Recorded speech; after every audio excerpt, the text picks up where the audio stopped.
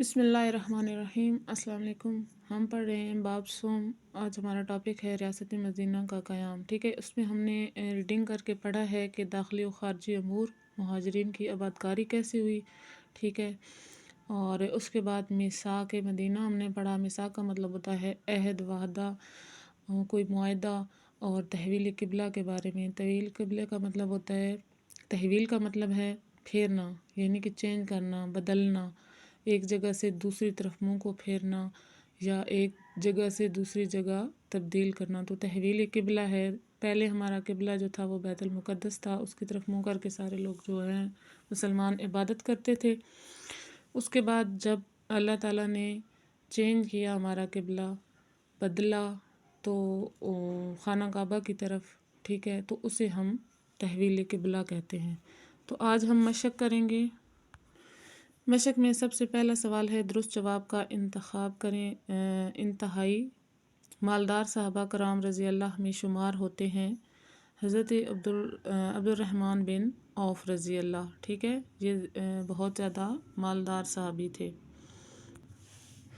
مدینہ منورہ کے ارد گرد آباد تھے، بہت سارے یہودی قبائل آباد تھے، اور میثاق مدینہ کے مطابق مسلمان اور یہودی عمل کرنے کے پابند ہوں گے، ٹھیک ہے، تو وہ جو ہے وہ اپنے اپنے دین پر۔ اور خانہ کعبہ کی طرف رخ کرنے سے پہلے نماز پڑھی جاتی تھی مسجد اقصیٰ کی طرف، ٹھیک ہے۔ اور تحویل قبلہ کا حکم نازل ہوا 2 ہجری میں۔ اگلا سوال ہے ہمارے پاس کہ خالی جگہ پر کریں۔ ہجرت کے بعد مدینہ منورہ میں سب سے بڑا مسئلہ جو تھا وہ مہاجرین کی آبادکاری کا تھا، اور تحویل قبلہ کے حکم کے وقت نبی کریم صلی اللہ علیہ وآلہ وسلم ظہر کی نماز کی امامت فرما رہے تھے، اور احاطہ مدینہ کا مقصد یہ تھا کہ لوگوں کے دلوں سے جاہلیت کا تعصب جو ہے وہ ختم ہو جائے۔ اور میثاق مدینہ کو امن عالم کا پہلا تحریری دستور کہا جاتا ہے، یعنی کہ قانون جو بنایا گیا تھا اس ٹائم پہ۔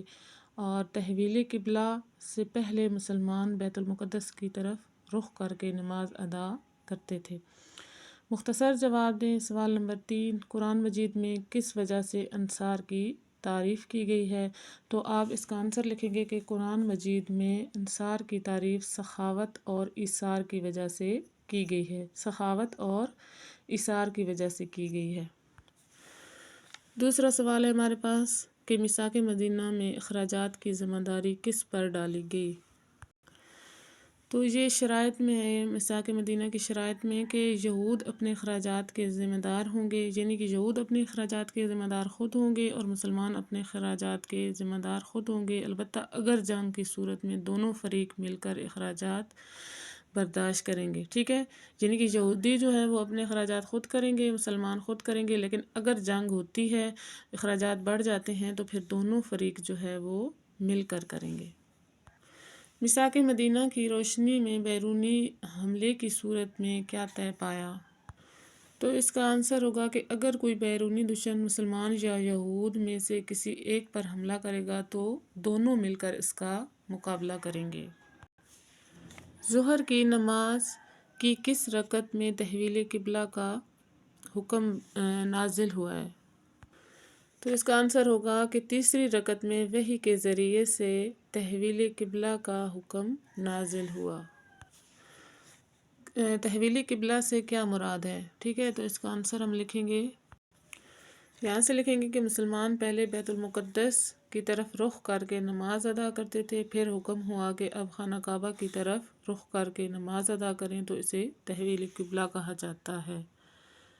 سوال نمبر 4 ہے کہ تفصیلی جواب دیں۔ میثاق مدینہ کے بارے میں آپ کیا جانتے ہیں؟ ٹھیک ہے، میثاق مدینہ والا یہ جو ٹاپک ہے یہ یہاں سے لے کے یہاں تک یہ ہم پورا لکھیں گے، ٹھیک ہے۔ فرسٹ لانگ کوسچن میں یہ والا چھوٹے چھوٹے 2 پیراگراف ہیں، 2 لائنیں ہیں پہلے، اور یہ چھوٹا سا پیراگراف ہے، یہ آپ نے پورا لکھنا ہے۔ تحویل قبلہ پر نوٹ لکھیں۔ تحویل قبلہ پہ نوٹ کہا گیا ہے تو آپ نے یہاں سے سٹارٹ کرنا ہے۔ سب سے پہلے تحویل قبلہ کیا ہے، تحویل قبلہ کس لیے ہوئی، ٹھیک ہے، اور کہاں پہ ہوئی، اور قرآن مجید میں اس کے بارے میں کیا فرمایا گیا ہے، تو یہ آپ نے پورا نوٹ لکھنا ہے یہاں تک۔ میثاق مدینہ کی دفعات تحریر کریں۔ یہاں سے آپ نے اسٹارٹ کرنا ہے میثاق مدینہ کی شرائط، ٹھیک ہے۔ پہلے یہاں سے پوائنٹ سے لکھنے سے یہاں تک، کیونکہ صرف دفعات پوچھے گئے ہیں، تو آپ نے یہ 1 2 3 4 5 6 7 پوائنٹ ہیں، تو یہ 7 پوائنٹ آپ نے لکھنے ہیں۔ ہمارا ٹاپک ریاست مدینہ کا قیام، ٹھیک ہے، کمپلیٹ ہو گیا۔ اس میں ہم نے سیکھا داخلی و خارجی امور، مہاجرین کی آباد کاری، میثاق مدینہ، تحویل قبلہ۔ تو انشاءاللہ نیکسٹ ٹاپک کے ساتھ، نئی ویڈیو کے ساتھ آئیں گے۔ تب تک کے لیے اللہ حافظ۔